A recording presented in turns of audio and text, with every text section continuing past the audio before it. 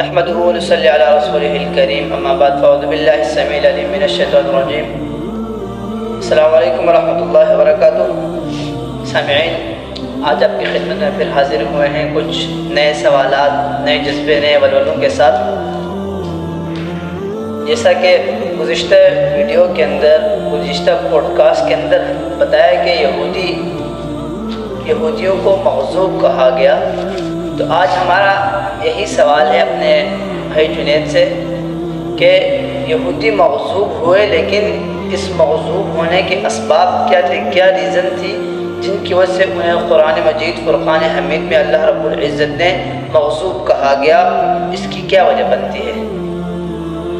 جی، بہت ہی اہم نقطہ بیان کیا ہے کہ یہود کے مغضوب علیہم ہونے کی وجہ کیا بنی، یعنی ایسے کیا اسباب تھے، کیا ریزن تھے، کیا وجوہات تھے جس کی بنا پر اللہ تبارک و تعالیٰ نے یہودیوں کو مغضوب علیہم کہا. تو آج وہ اسباب، وہ ریزن میں آپ حضرات کے سامنے شیئر کروں گا جس کو قرآن کریم نے بیان کیا ہے.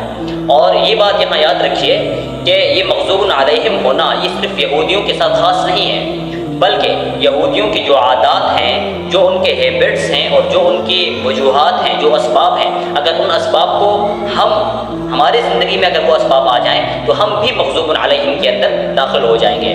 اب ایسا نہیں ہے کہ یہودی وہ کام کریں تو وہ مغضوب علیہم بن جائیں اور ہم کام کریں تو ہم مغضوب علیہم نہ بنیں، بلکہ ہمارے اندر کوئی سرخاب کے پر نہیں لگے ہوئے کہ ہم وہ کام کریں گے تو مغضوب علیہم سے بچ جائیں گے اور یہودیوں نے وہ کام کیے تو وہ مغضوب علیہم ہو جائیں گے.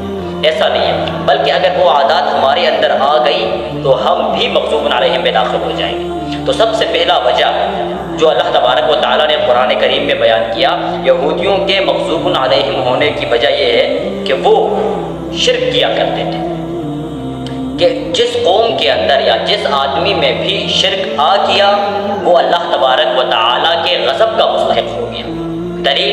دلیل یہ آیت کریمہ اللہ تبارک و تعالیٰ نے ارشاد فرمایا، ان الذین اتخذوا العجل، وہ لوگ جنہوں نے بچھڑے کو بنا لیا الہا معبود، سینالہم غضب من ربہم، تو وہ عن قریب پائیں گے اللہ تبارک و تعالیٰ کا غضب، وذلۃ فی الحیات الدنیا، اور دنیاوی زندگی میں وہ اللہ تبارک و تعالیٰ ان کو ذلیل و خوار کریں گے. وَكَذَلِكَ نَجْزِي الْمُفْتَرِينَ، اور اسی طرح ہم بدلہ دیتے ہیں گھڑنے والوں کو، جھوٹ بنانے والوں کو. یعنی اللہ تبارک و تعالیٰ نے یہاں اپنے غضب کے مستحق ہونے کا جو سبب قرار دیا ہے وہ ہے شرک. یعنی ان یہودیوں نے اللہ تبارک و تعالیٰ کے ساتھ شرک کیا، دوسروں کو بچھڑے کو معبود بنا کر اللہ تبارک و تعالیٰ کے ساتھ شرک کیا. اس شرک کی وجہ سے اللہ تبارک و تعالیٰ نے ان پر اپنا غضب کیا. کیونکہ جب اور حالانکہ یہ یہودی اتنا بڑا معجزہ، وہ بحر کلثوم کا پھٹ جانا، ان کے لیے راستے کا ہو جانا، یہ سارا دیکھ لیا تھا. اس دیکھنے کے بعد بھی سامری نے ان کے لیے بچھڑا بنایا اور وہ بچھڑے کی عبادت پہ مصروف ہو گئے. تو یہ اللہ تبارک و تعالیٰ کی غضب کا مستحق بنے یہ یہودی. اور یہ شرک سب سے بڑا گناہ ہے اللہ تبارک و تعالیٰ کے نزدیک. دلیل یہ حدیث پاک، وعن عبداللہ رضی اللہ تعالی عنہ قال قلت یا رسول اللہ أي الذنب أعظم عند الله؟ قال أن تجعل لله ندا وهو خلقك. رواہ البخاری فی کتاب التفسیر. امام بخاری رحمہ اللہ علیہ اس حدیث کو کتاب التفسیر کے اندر لائے ہیں اور راوی حضرت عبداللہ ہیں. حدیث میں جہاں کہیں بھی صرف عبداللہ کا لفظ آ جائے تو اس سے مراد ابن مسعود رضی اللہ تعالی عنہ ہوتے ہیں، عبداللہ ابن مسعود ہوتے ہیں. تو حضرت عبداللہ ابن مسعود رضی اللہ تعالیٰ عنہ فرماتے ہیں کہ میں نے نبی کریم صلی اللہ علیہ وسلم سے ارشاد فرمایا کہ اللہ تبارک و تعالیٰ کے نزدیک سب سے بڑا گناہ کون سا ہے؟ تو آپ صلی اللہ علیہ وسلم نے فرمایا ان تجعل للہ ندا وهو خلقک، کہ تم اللہ کے ساتھ ند کوئی شریک ٹھہراؤ حالانکہ اسی اللہ نے آپ کو پیدا کیا ہے. جب پیدا اللہ نے کیا ہے تو ہم اس کے ساتھ شریک کیوں ٹھہرائیں؟ تو اب اگر آپ شریک ٹھہراؤ گے تو یہ سب سے بڑا گناہ ہے. اور اسی گناہ کی وجہ سے یہودی اللہ تبارک و تعالیٰ کے غضب کے مستحق ہو گئے. اور حضرت لقمان حکیم نے اپنے بیٹے کو نصیحت کرتے ہوئے فرمایا، لا یا بنیا، اے میرے بیٹے، لا لا تشرک باللہ، کہ تم اللہ کے ساتھ کسی کو شریک نہ کرنا، کیوں؟ ان الشرک لظلم عظیم، اور شرک بہت بڑا جرم ہے واقعتاً، یعنی یہ اللہ تبارک و تعالیٰ کی عبادت کا جو حق تھا وہ اس کو لے کے مخلوق کو دینا ہے، تو یہ ظلم ہوا۔ تو بیٹے تم شرک سے بچنا، کیونکہ یہ بہت بڑا ظلم ہے اور شرک بہت بڑا گناہ ہے، کیونکہ اللہ تبارک و تعالیٰ سارے گناہوں کو تو معاف کر دیں گے لیکن شرک کو معاف نہیں فرماتے۔ ان اللہ لا یغفر ان یشرک بہ ویغفر ما دون ذلک لمن یشاء، کہ اللہ تبارک و تعالیٰ مشرک کو کبھی معاف نہیں فرماتے۔ تو اس سب سے بڑے گناہ کا مرتکب ہونے کی وجہ سے یہ یہودی اللہ تبارک و تعالیٰ کے غضب کے مستحق ہوئے۔ تو اسی طرح اب اگر ہم اللہ تبارک و تعالیٰ کے ساتھ کسی اور کو شریک ٹھہرائیں گے، اس کی ذات میں، صفات میں یا عبادت کے لائق ہونے میں کسی ایک کو بھی شریک ٹھہرائیں گے تو ہم مشرک ہوں گے اور اللہ تبارک و تعالیٰ کے غضب کے مستحق ہوں گے۔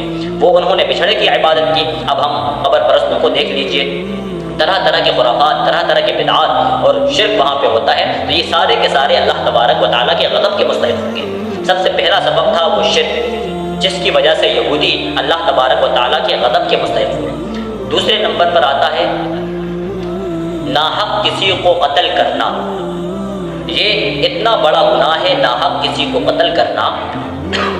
اللہ تبارک و تعالیٰ نے قرآن کریم میں فرمایا وَمَن يَقْتُلْ مُؤْمِنًا مُتَعَمِّدًا فَجَزَاؤُهُ جَهَنَّمُ، جو کسی مسلمان کو بغیر کسی وجہ شرعی کے قتل کر دے تو اس کی سزا جہنم ہے۔ وغضب اللہ علیہ ولعنہ، تو اللہ تبارک و تعالیٰ کا غضب ہو اس کے اوپر اور لعنت ہو اس کے اوپر۔ تو دوسری وجہ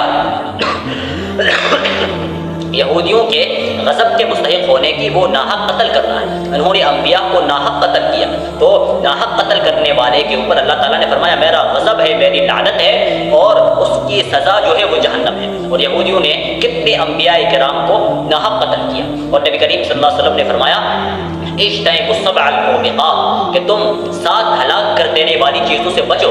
قالوا وما هن یا رسول اللہ، صحابہ کرام نے عرض کیا یا رسول اللہ کہ وہ 7 چیزیں کیا ہیں؟ تو آپ نے فرمایا الشرک باللہ وقتل النفس التي حرم اللہ الا بالحق، پہلا کام تو شرک کرنا ہے، دوسرا کسی کی جان کو بغیر جرم شرعی کے ناحق قتل کر دینا، یہ سب سے بڑا گناہ ہے اور ہلاک کر دینے والی ہے۔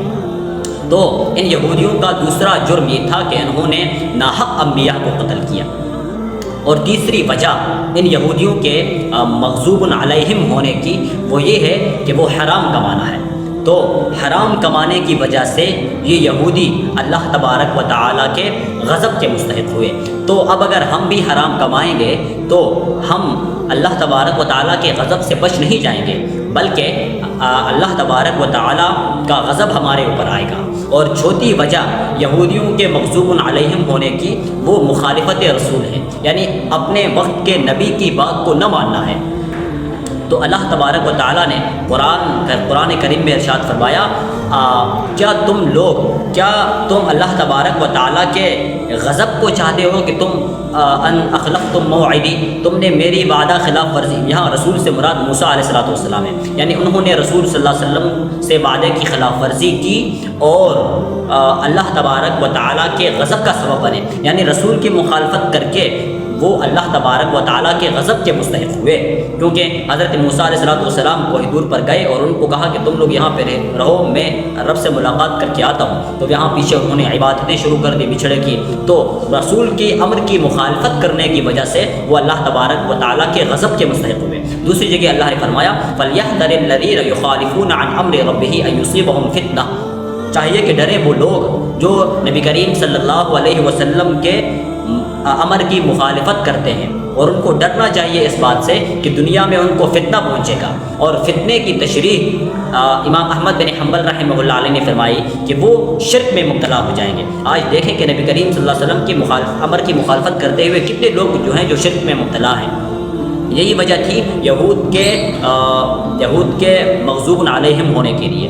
تو اب اگر یہی سبب ہمارے اندر پائے جائیں گے، شرک پایا جائے گا، اس کے بعد شرک کے بعد اور اگر ناحق قتل کرنا پائے گا، رسول کی مخالفت پائی جائے گی، حرام کمانا پایا جائے گا، تو ہم بھی اللہ تبارک و تعالیٰ کے غضب کے مستحق ہوں گے۔ اسی طرح اور بہت سے اسباب ہیں، لیکن یہ 2 3 4 اسباب جو قرآن کریم نے ذکر کیے تھے یہودیوں کے مغضوب علیہم ہونے کے لیے، وہ میں نے آپ حضرات کے سامنے بیان کر دیے۔